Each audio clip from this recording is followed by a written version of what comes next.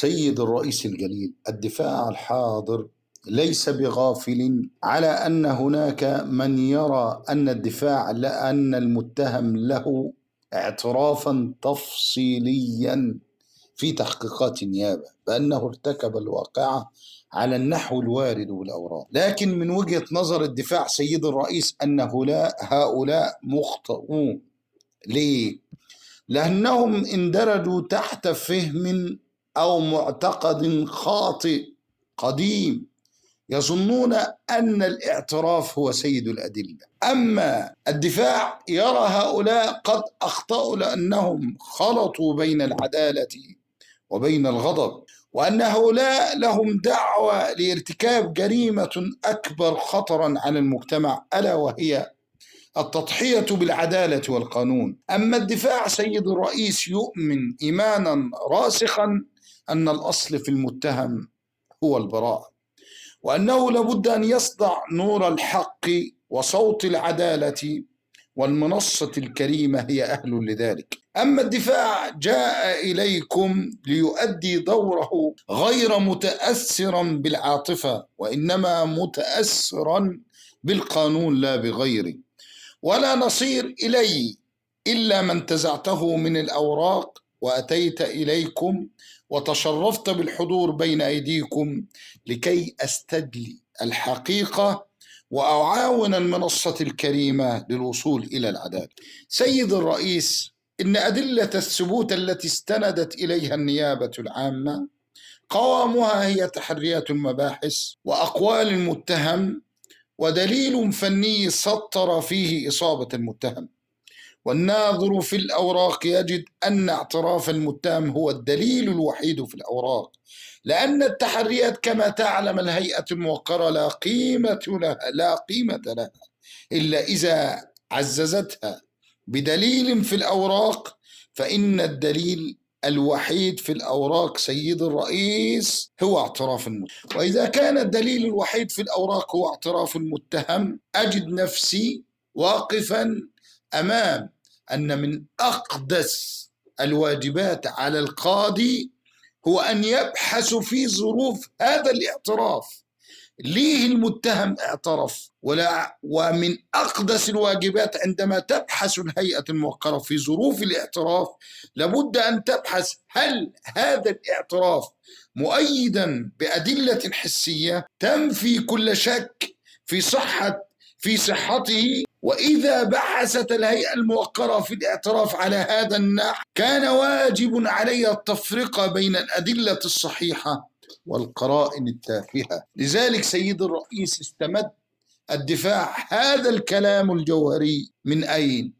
استمد الدفاع هذا الكلام من المؤتمر الدولي السادس للجمعية الدولية لقانون العقوبات، الذي استقر على أن الاعتراف لا يعد من الأدلة القانونية، والاعتراف الصحيح يجب أن يكون متماسكا مع سائر وقائع الدعوة غير متنافر معها، وإلا كان ناشاذا في وسطها غريب عليه. وقد أوضح أيضا أستاذنا الكبير العملاق المستشار محمد فتحي في كتاب الخالد علم النفس الجناء الذي درس هذا الكتاب أساتذة الكبار الذين أشرفوا على رسالتي في القانون الجنائي، وأثبتوا أن معالي المستشار الجليل قد أثبت في كتابه واقعة مماثلة تماما بتمام كالواقعة التي نحن بصددها اليوم، وكأن التاريخ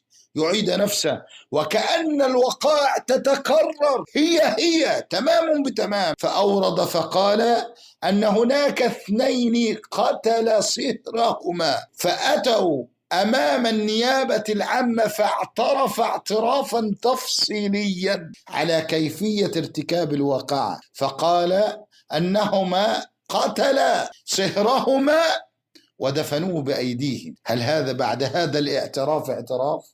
هل هذا بعد هذا الاعتراف نحتاج؟ ودارت الأيام دورتها، وجاءت جلسة المحاكمة، وفوجئ الجميع وعلى رأسهم الهيئة الموقرة أن القتيل حي يرزق، ونفى كل كلمة وكل حرف أوردته النيابة في التحقيقات التي استندت في الإدانة أن المتهمان قد ارتكبا جناية القتل، وبرأتهما المحكمة. هل اكتفى أستاذنا في كتابه سالف البيان على هذا الحد؟ لا والله، بل استطار واستدرك في واقعة أخرى. قال كان اتهم بأنه اغتصب فتاة ففض غشاء بقارتها ثم ذبحها ذبح الخراف ودفنها بيده، وجاء المتهم أمام النيابة العامة وأقر بهذا تفصيلا وقال أنا اغتصبتها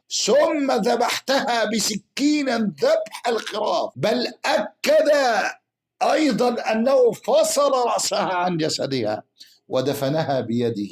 ثم أيضا دارت الأيام دورته، وجاءت جلسة المحاكمة وحكم عليه من قبل الهيئة الموقرة بالإعدام. ثم ذهب أستاذنا المستشار محمد فتحي إلى أوراق القضية فاستقرأها جيدا، ثم استنبط منها أن المتهم اعترف اعترافا لا أصل له، فكتب في جميع الصحف وقال لقد أخطأت المحكمة. وآنذاك عاب عليه الجميع أنه قد سخر من العدالة، ولكنه لم يلتفت لأنه يرى أن حياة إنسان مظلوم بريء أهم من كل هذه العبارات الفارغة. فوقف فقال أن هذا المتهم بريء، وأخطأت المحكمة في إصدار حكمها بالإعدام عليه. وقبل أن ينفذ حكم الإعدام بأيام قلائل جاءت القتيلة المقتولة ومثلت أمام الجميع وقالت والله أنا لا أعرف المتهم ولا يعرفني ولا تقابلت معه مرة واحدة، فلماذا اعترف المتهم أنه اغتصبها ثم ذبحها ذبح الخراف ثم دفنها بيده؟ هذا يأخذنا جميعا إلى ملمح أو سؤال جوهري: إذا كان هذا مبلغ علمنا في الحياة الدنيا، فما بالنا أيها الرئيس، أيها الهيئة الموقرة، فما بالنا لا نعترف للمتهم بشخصية جديدة تنتابه عندما يلقى به في غيابات السجون، ويجد نفسه من بعد العزة في ذل ومن بعد الحرية في أس، ويجد أن كل ما في الأوراق وكل دليل يشير إليه أنه القاتل الرئيس. إذا وجد المتهم أنه لا حيلة له وأن كل الأوراق تشير عليه والدلائل تشير عليه أنه القاتل، فيجد نفسه قليل الحيلة قليل الرجاء، ويعترف على نفسه اعترافا تفصيليا لأنه انتابته شخصية أخرى غير شخصيته الحقيقية. سيد الرئيس، هذه وقائع حقيقية قد حصلت بالفعل. هذا يدفعنا أن نعود آنفا في عجالة حرصا على وقت الهيئة الموقرة، وأقول أيضا وأضرب بالمطرقة من حديد على هذا القول: كان يجب على القاضي أن هذه من أقدس واجبات القاضي أن يبحث في ظروف الاعتراف ويبحث عن هذا الاعتراف، هل هذا الاعتراف له أسباب مؤدية بأدلة مؤيدة بأدلة حسية تنفي كل شك في صحته. وكان واجب على الهيئة الموقرة التفريق بين الأدلة الصحيحة والقرائن التافهة.